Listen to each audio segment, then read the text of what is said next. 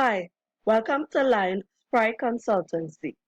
Do you remember this Lenten season that just went by and fish was selling for $100 a pound for carry? And persons were like, why is the fish prices so high? Or when you go to the market and watermelon prices are way low and you are left to wonder why is it so cheap? Or how about the price of lime where you are paying $20 for just 4 limes?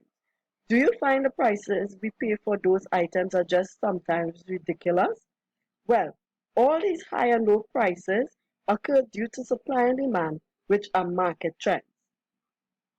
At the end of this screencast, you, the student, will be able to differentiate between demand, supply, and other market trend definitions, and differentiate and interpret graphs presenting demand, supply, and other market trends.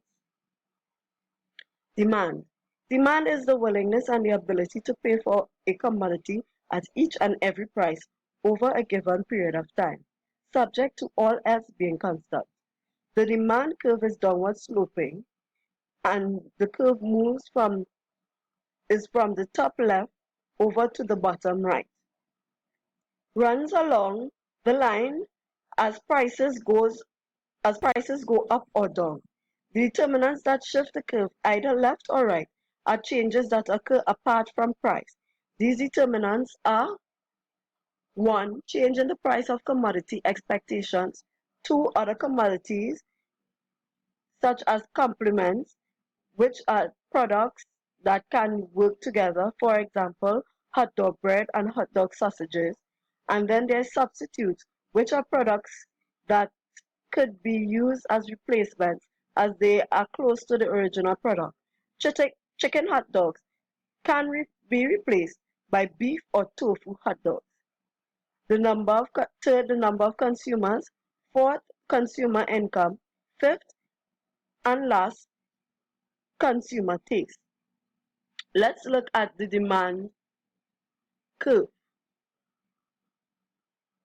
Consumer income. If the product cost price is cheap, then you are going to buy more as you are getting more for your money, shifting the curve to your right. On the reverse, as the prices increase, you are going to buy less as your purchasing power decreases. This could occur between inferior and normal products.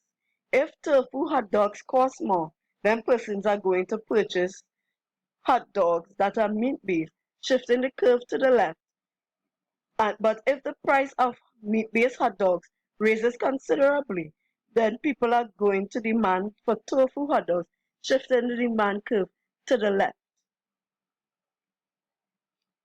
What do you think happens when the price of demand goes down?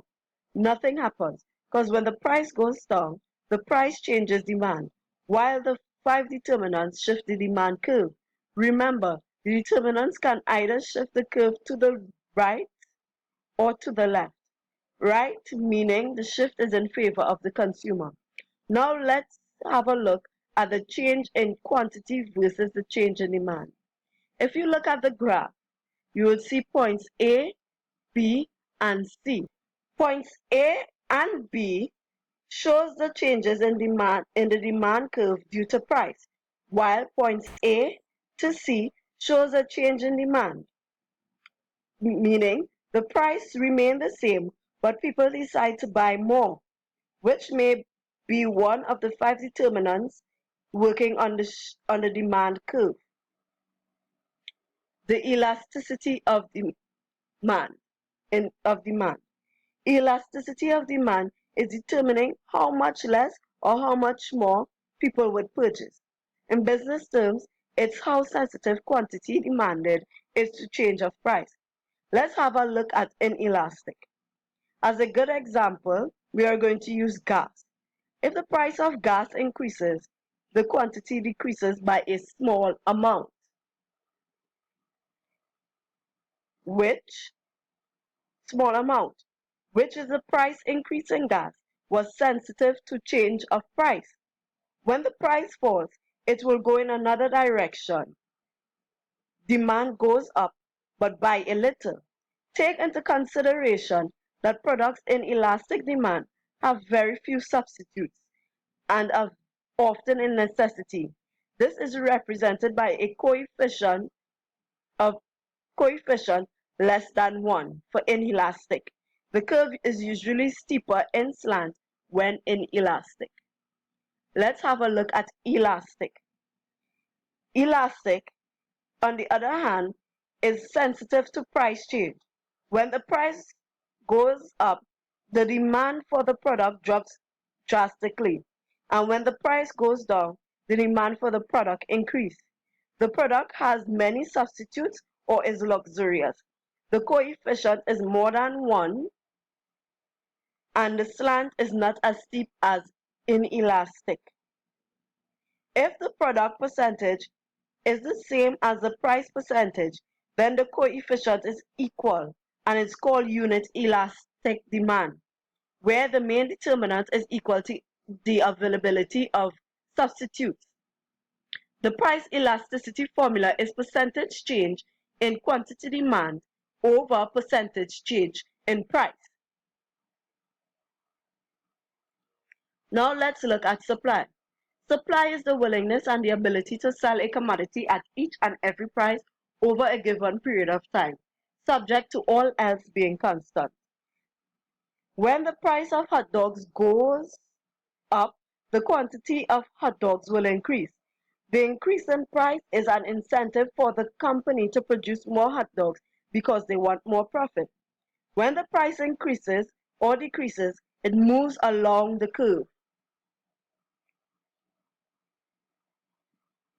and the supply of hot dogs would decrease.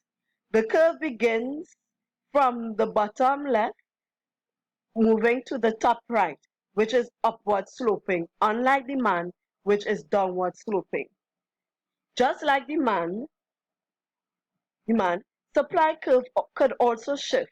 Supply shifting also depends on the determinants and can either shift left or right. Determinants of supply. First, we have change in the price of the resource commodity, the number of companies manufacturing hot dogs, technology, taxes and subsidies, where taxes increase the manufacturing resources and would therefore shift the demand curve to the left, and while subsidies, which is money offered to the government, would ease the costs associated with manufacturing, shifting the supply curve to the right, as subsidy would help decrease the price to produce.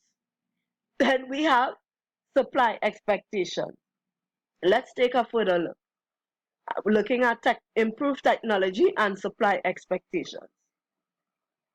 In the introduction of new technology, such as a machinery to cure hot dogs faster, would increase supply,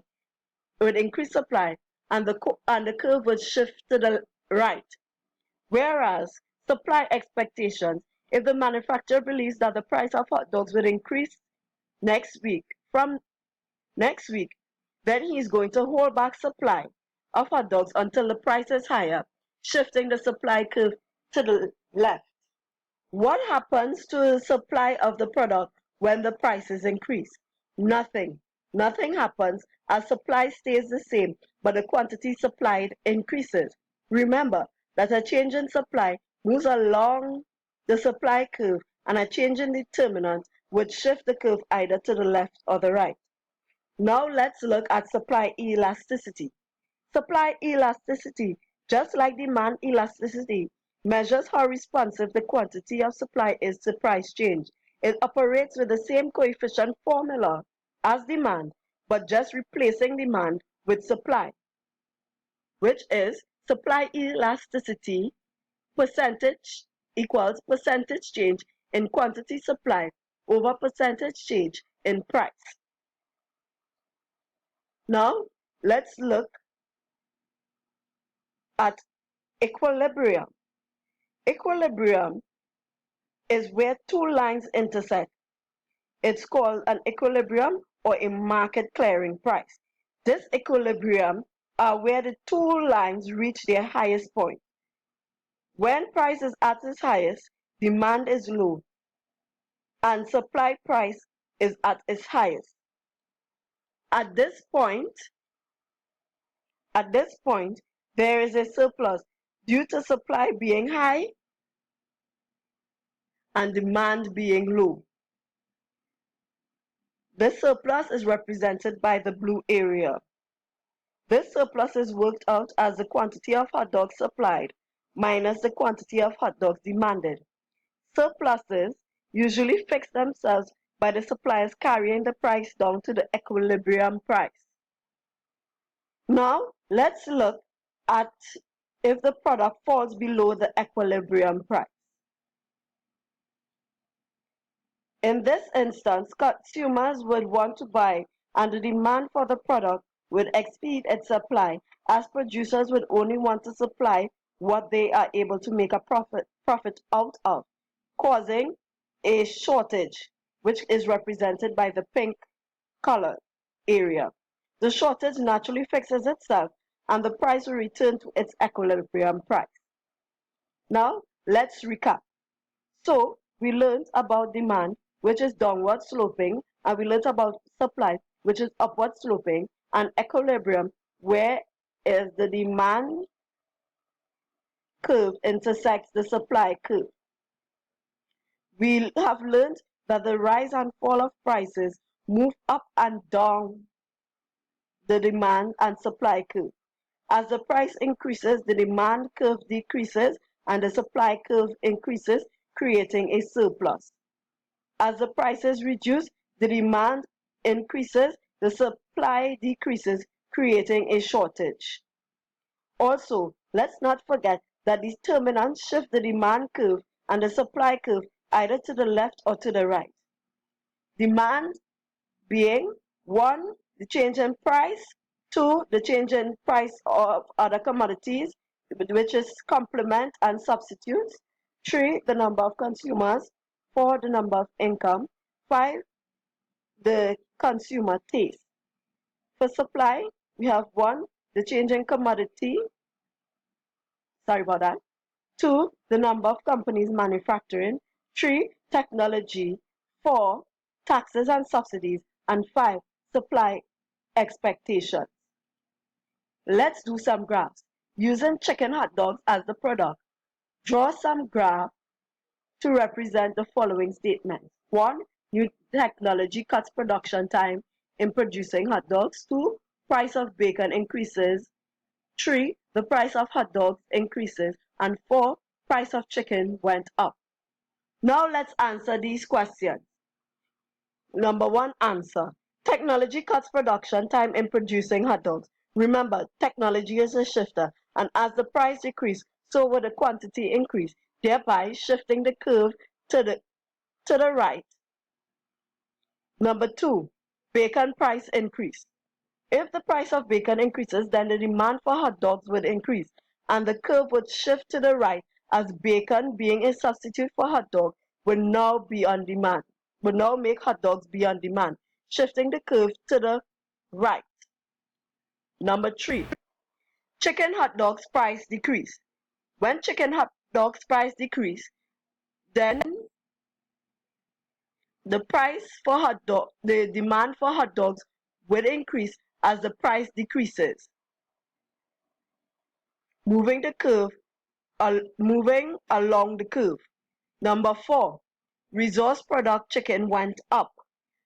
The price of chickens, which is key to the manufacturing of hot dogs, if that price went up, then the quantity of chicken hot dogs would decrease because it would be an extra cost to the manufacturer to produce hot dogs at a higher price. So the supplier would cut down on the amount supplied, shifting the curve to the left. Now that we have gone through some market trends, please do remember that graphs used through class are not only for class but can predict for business as well as your personal life. Thank you for listening, and I do give credit to the Economics Network for the information provided. If you want to evaluate yourself, please check the link below. Do look out for our next lesson on necessary conditions for a competitive market. See you next time.